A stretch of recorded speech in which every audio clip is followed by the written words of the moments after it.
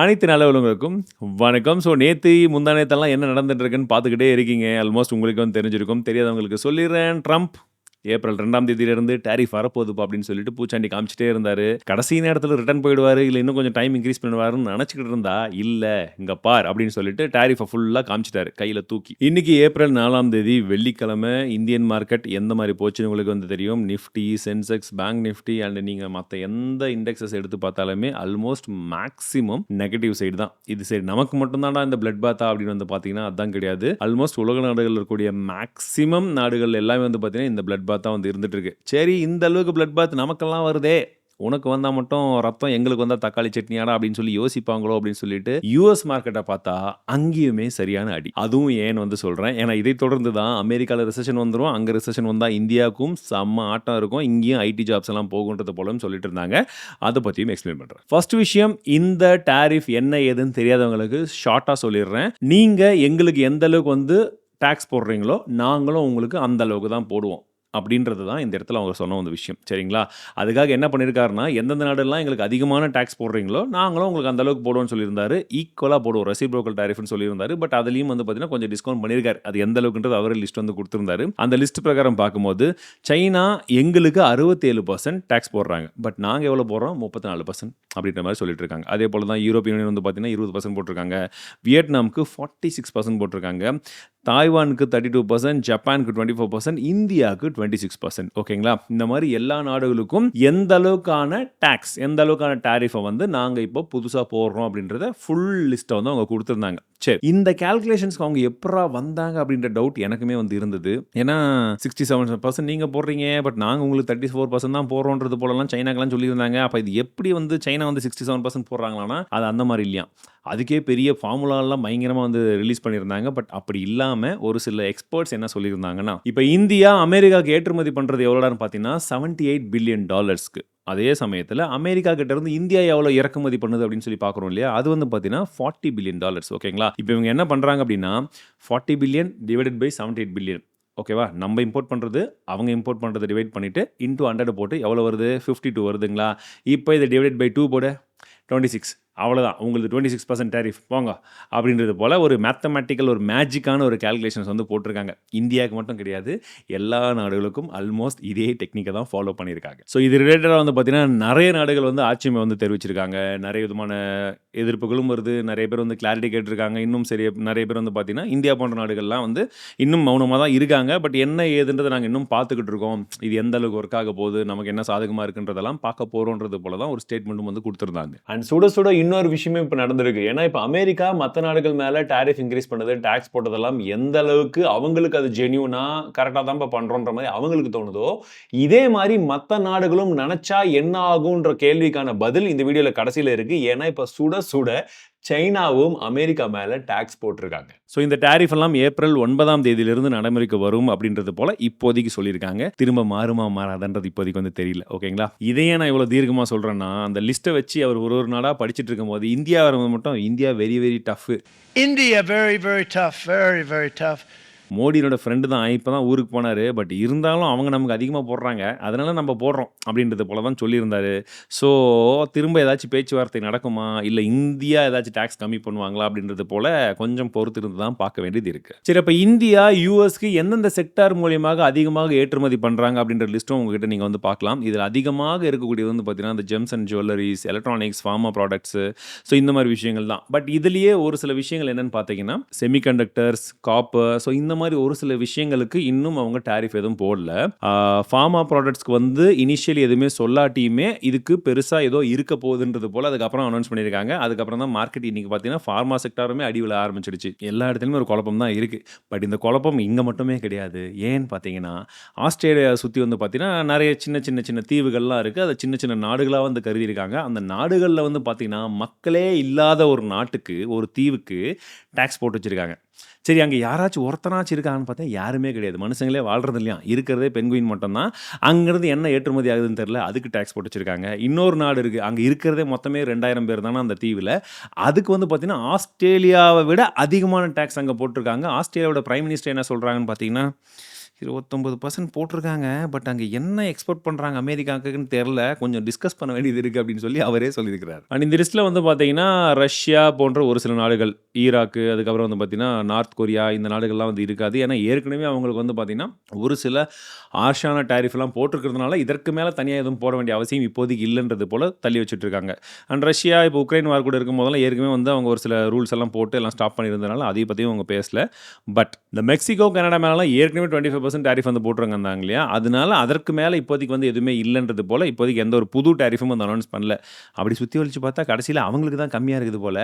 சரி, இது ஒரு சைடு இல்லைங்களா? சரி, இந்தியாவிலிருந்து மேக்ஸிமம் இப்போ அடி விழுறதெல்லாம் வந்து பார்த்தீங்கன்னா, இந்த ஆட்டோ செக்டார்ல கூட இங்கிருந்து யாரும் வந்து பெருசா கார்லாம் எக்ஸ்போர்ட் பண்றதில்ல. அதுலயுமே குறிப்பா வந்து பார்த்தீங்கன்னா, ஆட்டோ பார்ட்ஸ். ஸோ இதுதான் இங்கிருந்து அதிகமா வந்து எக்ஸ்போர்ட் ஆகக்கூடிய விஷயம். ஸோ அதுக்கும் எப்படி பாதிப்பு இருக்க போகுது அப்படின்றது தெரியல. ஸோ ஓவராலா வந்து இப்போதைக்கு நம்ம பார்க்கும்பொழுது ஒரு பெரிய அட்வான்டேஜ் அப்படின்னு சொல்லும்பொழுது, ஆனந்த் ஸ்ரீனிவாசன் சார் ஒரு வீடியோல சொல்லியிருந்தாரு. அந்த ஒரு விஷயத்தை யாரோ ஷேர் பண்ணியிருந்தாங்க. மத்தவங்களுக்கு 2 கண்ணு போகுது, நமக்கு 1 கண்ணு போகுது அப்படின்றது போல சொல்லியிருந்தாரு. கிட்டத்தட்ட அதே மாரி தான். ஏன்னா நம்மள சுத்தி இருக்கக்கூடிய நாடுகள் சைனா, நமக்கு போட்டி போடுறது வியட்நாம், பங்களாதேஷ் இந்த மாரி நாடுகளுக்கெல்லாம் வந்து பார்த்தீங்கன்னா, அதிகமான டாரிஃப். இந்தியாவுக்கு கம்பேரிட்டிவ்லி கம்மியான டாரிஃப். அவ்வளோதான். டாரிஃப் இருக்கு. பட் கம்பேரிட்டிவ்லி கம்மின்றதுனால இத ஒரு அட்வான்டேஜா எடுத்து எந்தெந்த செக்டார்ல எல்லாமே நம்மள விட அவங்களுக்கு டாக்ஸ் அதிகமா இருக்கோ, அதில மேபி நம்ப கொஞ்சம் ஒர்க் பண்ண ஆரம்பிச்சா, அது ஒரு அட்வான்டேஜா கூட மாறலாம் அப்படின்றது போலயும் ஒரு கருத்து போய்க்கிட்டு இருக்கு. அதற்கு கவர்மெண்ட் ஸ்டெப் இன் பண்ணணும். அதற்கான வழிமுறைகள் இருக்கணும். பிளஸ் அந்த அளவுக்கு குவாலிட்டியான காம்படிஷன் ப்ராடக்ட்ஸ் நம்மகிட்டயும் இருக்கணும்.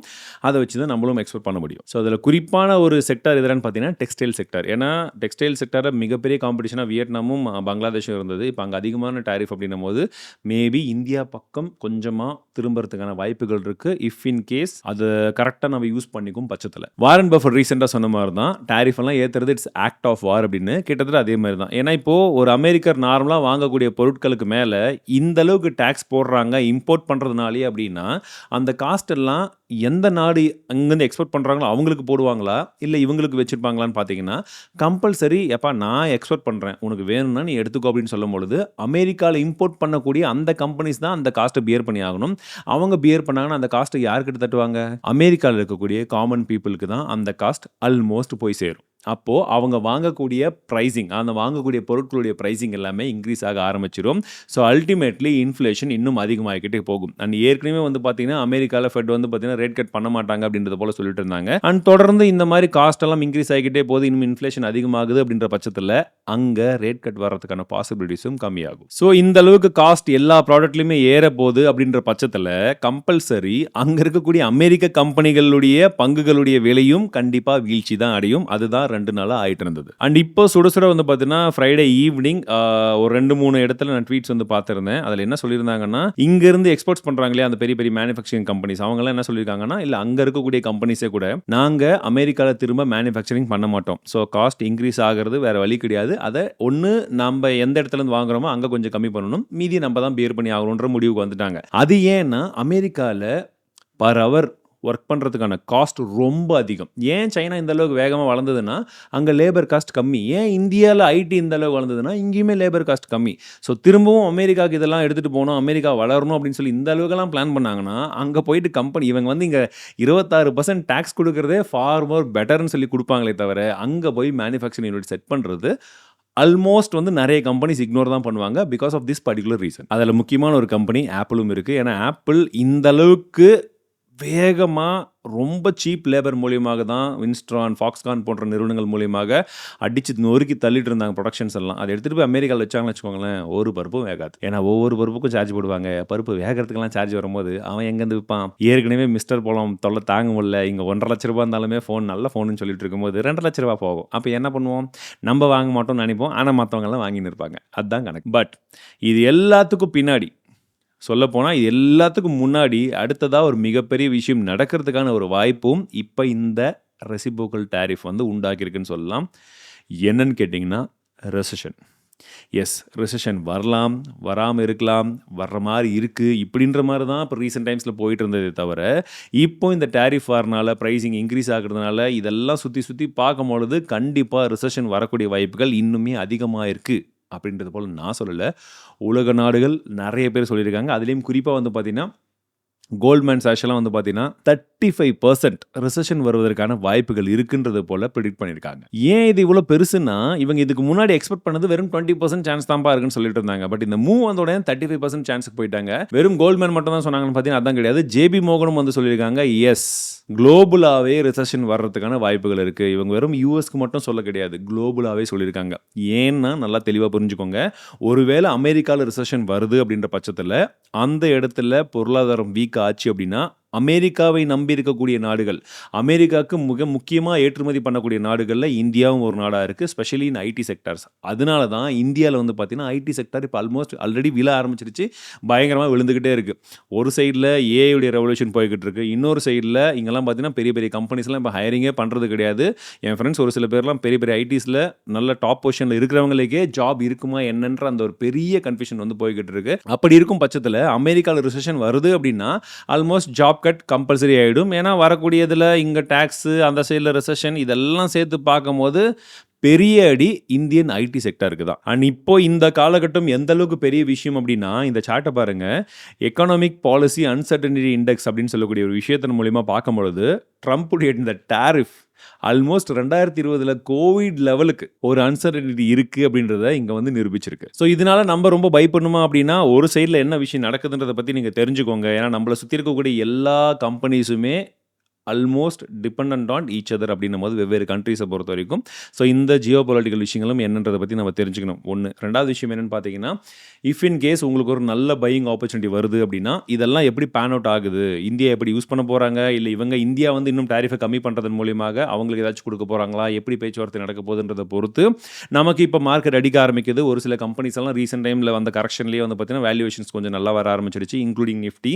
ஸோ இன்னுமே நமக்கு வேல்யூவேஷன்ஸ் நல்லா வரும்பொழுது கொஞ்சம் கொஞ்சமாக இஃப் இன் கேஸ் நீங்கள் லாங் டேர்ம் இன்வெஸ்டராக இருக்கும் பட்சத்தில் அப்போ நீங்கள் யோசிச்சு பார்க்கலாம். அவ்வளோதான், சிம்பிள். சரி, இந்த அளவுக்கு விஷயங்கள் நடந்ததுக்கப்புறம் அமெரிக்கா பக்கம் எப்படா இருக்குன்னு பார்த்தீங்கன்னா, நம்ம ஏற்கனவே வீக்லி ஃபினான்ஸ் நியூஸில் தான் டிஸ்கஸ் பண்ணுவோம். இந்த ரூபாயின் மதிப்பு அமெரிக்காவுக்கு டாலருக்கு நிகராக எப்படி இருக்குன்னு பார்ப்போம், 10 இயர் பாண்டில் எப்படி இருக்குன்னு பார்த்தோம். இதெல்லாம் பார்த்தீங்கன்னா இப்போது நான் சொல்லவே வேணாம், எந்த அளவுக்கு இறங்கி இருக்குன்றது உங்களுக்கே நல்லாவே வந்து தெரியும். ஸோ அமெரிக்காவில் இருக்கிறவங்களுக்கும் இது பிரச்சனை தான், அமெரிக்காவை நம்பி இன்வெஸ்ட் பண்ணக்கூடியவங்களுக்கும் இது ஒரு பிரச்சனையாக தான் இருக்க போகுதுன்றது தான் இது இன்டைரக்ட்லி வந்து காமிக்குது. சரி, இந்த டேரிஃப் இதெல்லாம் வந்து இவங்களுக்கு புதுசாக அமெரிக்காக்கான்னு கேட்டிங்கன்னா கண்டிப்பாக கிடையாது. இவங்கெல்லாம் ஏற்கனவே பல வருஷங்களுக்கு முன்பாகவே ட்ரை பண்ணியிருக்காங்க. ஆனால் ட்ரை பண்ணி மிகப்பெரிய அளவில் வந்து அடிப்பட்டதுக்கு அப்புறமாக தான் அது வேணாம் அப்படின்னு சொல்லி நிறுத்தி வச்சாங்க. பட் திரும்பவும் இப்போ வந்து okay this is our time அப்படின்னு சொல்லி ட்ரை பண்ணுறாங்க.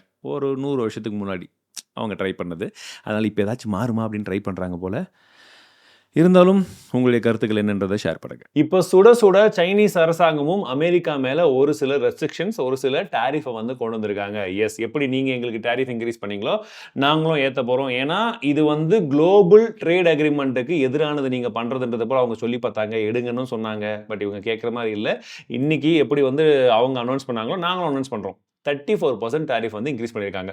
ஸோ ஏற்கனவே எவ்வளோ இருந்திருந்தாலும் அதற்கு மேலே இன்னொரு 34% வந்து சைனீஸ் அரசாங்கம் அமெரிக்கா குட்ஸ் மேலே போட்டிருக்காங்க. சரிங்களா, ஒன்று. ரெண்டாவது விஷயம் என்ன பண்ணியிருக்காங்கன்னா, அத்தோடு நிறுத்தாமல் 16 அமெரிக்கன் என்டிட்டிஸ், அமெரிக்கன் கம்பெனிஸ்க்கு வந்து பார்த்தீங்கன்னா அவங்க சைனா கண்ட்ரோல் லிஸ்ட் அதுக்குள்ளே கொண்டு வந்துட்டாங்க. அதனால சைனீஸ் கம்பெனிகள் எதுவாக இருந்தாலும் இந்த கம்பெனிகள் கிட்ட எதெல்லாம் வந்து பொருள்லாம் வந்து கொடுக்கலாம், விற்கலாம் அப்படின்றதுக்கும் ஒரு பெரிய ரெஸ்ட்ரிக்ஷன்ஸ் வந்துடும். இதனால் என்ன பிரச்சனை அப்படின்னா, இந்த மாதிரி கம்பெனிஸ் என்ன அதிகமாக வந்து சைனாலேருந்து வாங்கிட்டு இருந்தாங்கன்னு பார்த்தீங்கன்னா, ரொம்ப அரிய வகையான மினரல்ஸ் இந்த மாதிரி விஷயங்கள்லாம் வாங்கிட்டு இருந்தாங்க. எஸ்பெஷலி வந்து சொல்ல போனால் ஸ்கேண்டியம், யூட்ரியம் இந்த மாதிரி விஷயங்கள்.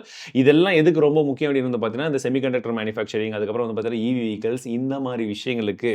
ஸோ இந்த மாதிரி விஷயங்களுக்கு சைனீஸ் அரசாங்கம் இப்போ ஒரு கெடுபிடி பண்ணுறதுனால அமெரிக்காவுக்கு இதுவும் ஒரு பெரிய அடியாக இருக்கக்கூடும். மூன்றாவதா இன்னொரு விஷயமும் இருக்கு இத்தோட நிறுத்தல. அது என்னன்னு பார்த்தீங்கன்னா, 11 அமெரிக்க கம்பெனிகளுக்கு வந்து பார்த்தீங்கன்னா அவங்க அன்ரிலையபிள் அப்படின்ற மாதிரி வந்து சொல்லியிருக்காங்க. ஸோ நம்பிக்கை இல்லை அப்படின்றது போல. ஸோ இந்த மாதிரி இருக்கிறதுனால சைனீஸ் நிறுவனங்கள் இனிமேட்டு இந்த மாதிரி கம்பெனிகளுக்குள்ள வந்து ட்ரேடெல்லாம் வந்து வச்சுக்கிறது கொஞ்சமாக வந்து தவிர்ப்பாங்க அப்படின்றத வந்து எதிர்பார்த்துட்டு இருக்காங்க. இதனாலையுமே அவங்களுக்கு ஒரு பெரிய அடி விழுறதுக்கான வாய்ப்புகள் இருக்குது.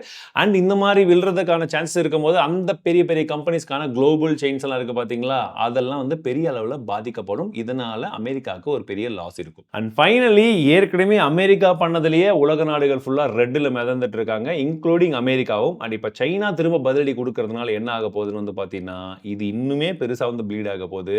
அதிகமான அடி இன்னும் அமெரிக்க பங்கு சந்தையில் நம்ம இன்னைக்கு பார்க்க தான் போறோம். இந்த வீடியோ நான் ஷூட் பண்ணிட்டு இருக்கிறது இப்போ சுட சுட இந்த நியூஸ் வந்து 6 மணிக்கு வந்து ஷூட் பண்ணிட்டு இருக்கேன். ஹோப்ஃபுல்லி இன்னும் 1 மணி நேரத்துல பப்ளிஷ் பண்ணிட்டு இருப்பேன்னு நினைக்கிறேன். அந்த டைம்ல நீங்க போய் மார்க்கெட் ஓப்பன் ஆனதுக்கப்புறம் பாருங்க 7:30, 8 மணிக்கு பார்த்தீங்கன்னா உங்களுக்கு டிஃபரன்ஸ் நல்லாவே வந்து தெரிஞ்சிடும். ஸோ அங்கேயுமே இது ரிஃப்ளெக்ட் ஆக ஆரம்பிச்சிருக்கும். ஸோ இது எந்த அளவுக்கு போக போகுதுன்னு வந்து பார்க்கலாம். ஏன்னா இந்த மாதிரி வந்து ஒவ்வொரு நாடும் இப்போ சைனா ஆரம்பிச்சாங்க. மற்ற நாடுகளும் இப்போ போட்டி போட்டு திரும்ப டாரிஃபை ஏற்ற ஆரம்பிச்சாங்கன்னா அமெரிக்காவுக்கு 2 ஆப்ஷன். ஒன்று நாங்க புடிச்ச புடி அப்படிதான் சொல்லிட்டு அவங்க திரும்ப டாரிஃபை ஏற்றுவாங்க. போட்டி போட்டு இது ஏறிக்கிட்டே இருக்கும். எண்ட் ஆஃப் த டே பாதிக்கப்பட போகிறது காமன் மேன். அதுலேயுமே குறிப்பாக அமெரிக்காவில் இருக்கக்கூடியவங்களுக்கு அதிகமான பாதிப்புகள் இருக்கும். ஒன்று விலைவாசிக்கு அவங்க காசை கொடுக்கணும், இல்லைன்னா அதோடைய காசு அந்த பங்குடைய அந்த பர்டிகுலர் பிரைசிங் எல்லாம் வந்து இன்னும் ஏறுறதுனால இவங்க வாங்காம விற்பாங்க. வாங்குறதுனால கம்பெனியுடைய சேல்ஸ் எல்லாம் டவுன் ஆகும். கம்பெனியுடைய சேல்ஸ் டவுன் ஆகுறதுனால ஆட்டோமேட்டிக்லி கம்பெனிலாம் லாஸ் ஆகும். இன்ஃப்ளேஷன் அதிகமாகும். ரெசெஷன் வரதுக்கான சான்சஸ் இன்னுமே ஜாஸ்தியா இருக்கும். ஏன்னா S&P 500 வந்து பார்த்தீங்கன்னா கிட்டத்தட்ட கோவிட்ல பார்த்த மாதிரியான ஒரு மோசமான அடி $2.5 trillion ஒரு பெரிய அடி வந்து விழுந்திருந்தது. இப்போ இந்த சைட்ல இருந்து இந்த மாதிரிலாம் வரதுனால இன்னும் எப்படி போக போகுதுன்றது பொறுமையா வந்து பார்க்கணும். ஸோ சுத்தி என்ன நடக்குதுன்றத கொஞ்சம் பார்த்துக்கிட்டே இருங்க, தெரிஞ்சுக்கிட்டே இருங்க.